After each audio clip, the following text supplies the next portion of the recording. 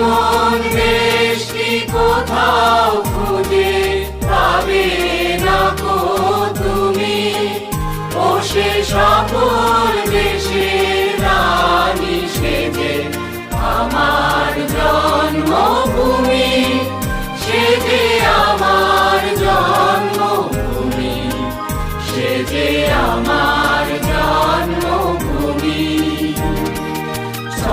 প্রিয় দর্শক মণ্ডলী, আমরা এই মতো উপস্থিত হয়েছি নারায়ণগঞ্জের সোনারগাঁয়ে। সাধারণত এখান থেকেই পূর্বে মানে শাসন কার্য জানা হতো। এখন সাধারণত শাসন কার্য নেই, রাজা নেই, মুকুট নেই, রাজধানী নেই, সেই বিখ্যাত মসলিন কাপড়ও নেই।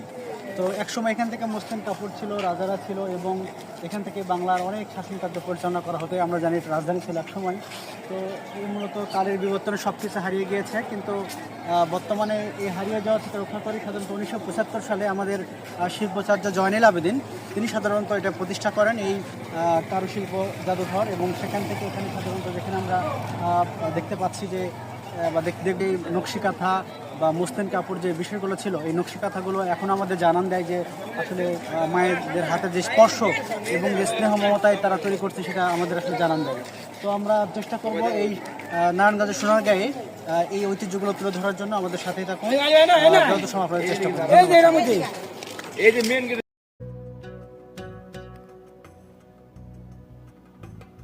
বাংলাদেশের লোকশিল্প ও সংস্কৃতি সংরক্ষণের জন্য যিনি আজীবন কাজ করে গেছেন তিনি হলেন শিল্পাচার্য জয়নুল আবেদিন। তারই উদ্যোগে ও চিন্তাধারা থেকে নারায়ণগঞ্জ প্রতিষ্ঠিত হয় লোকশিল্প জাদুঘর। বাংলার হারিয়ে যেতে বসা ঐতিহ্য, লোকশিল্প ও গ্রামীণ জীবনের চিহ্নগুলো ভবিষ্যৎ প্রজন্মের জন্য সংরক্ষণ করাই ছিল এই জাদুঘর প্রতিষ্ঠাতা মূল উদ্দেশ্য।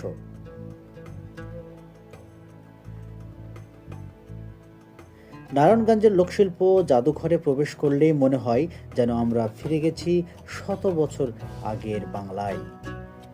এখানে সংরক্ষিত রয়েছে বাংলার গ্রামীণ সমাজের নানান ধরনের লোকশিল্প ও প্রাচীন নিদর্শন। প্রতিটি শিল্পকর্ম আমাদের অতীতের কথা বলে এবং আমাদের শিকড়ের সাথে নতুন করে পরিচয় করিয়ে দেয়।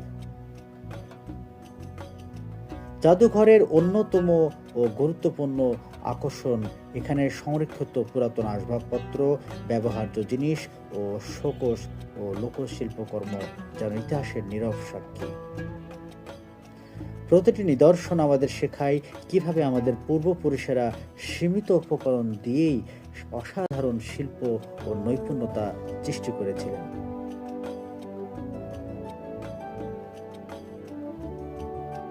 নারায়ণগঞ্জের লোকশিল্প জাদুঘর শুধু একটি প্রদর্শিত নয়, এখানকার মূল আকর্ষণ হচ্ছে জাদুঘরের মসলিন কাপড়। এখানে আকর্ষণ হলো বাংলার ঐতিহ্যবাহী সেই মসলিন কাপড়। একমাত্র সময় এই মসলিন কাপড় বাংলার গৌরব হয়ে সারা বিশ্বে পরিচিত ছিল। এর সূক্ষ্ম বুনন ও নিখুঁত কাজ আজও আমাদের বিস্মিত করে এবং বাংলার সমৃদ্ধ ইতিহাসের কথা স্মরণ করিয়ে দেয়।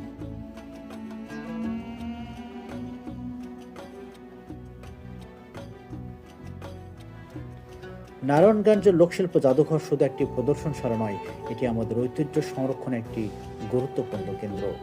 নতুন প্রজন্মকে শিকড়ের সাথে যুক্ত করা এবং বাংলার লোকশিল্পকে বাঁচিয়ে রাখাই এই জাদুঘরের মূল লক্ষ্য।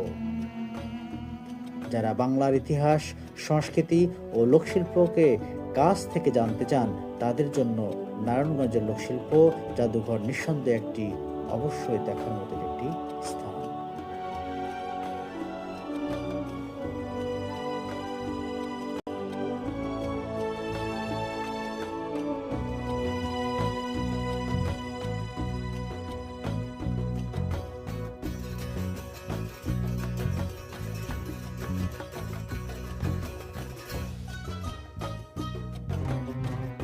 আমাদের সাথে এতক্ষণ থাকার জন্য ধন্যবাদ। সাধারণত ইতিহাস শুধু বইয়ের পাতায় থাকে না, সাধারণত এই ইট পাথরের দেওয়ালে নিঃশব্দে মৃত্যুকে জানান দেয়। এই ইতিহাসগুলো আমাদের সাথেই তো ফিরাক গোরাক্ষরী বিখ্যাত একটা কথা আছে যে নিদায় তো খোয়াবায় তো তোমায়, মানে যখন ঘুম আসে তখন স্বপ্ন আসে, যখন স্বপ্ন আসে তখন তুমি আসো। এই স্বপ্ন যখন আসে সাধারণত স্বপ্নগুলো ঐতিহ্যগুলো এই স্বপ্নগুলো সাধারণত এই নিঃশব্দে ইট পাথরের দেওয়ালগুলো আমাদের জানান দিচ্ছে এবং জানান দেয়। তো এইভাবেই সাধারণত আমাদের ইতিহাসগুলো টিকে থাকুক বাংলার মাটিতে এবং এভাবেই আমরা ধারণ করব এবং লালন করব। এই প্রত্যাশা রেখেই সবার কাছ থেকেই আজকের মতো এখানে বিদায় নিচ্ছি। ধন্যবাদ সবাইকে। আসসালামু আলাইকুম। এমন দেশ কি কোথাও খুঁজে পাবে না কো তুমি, ও সে সকল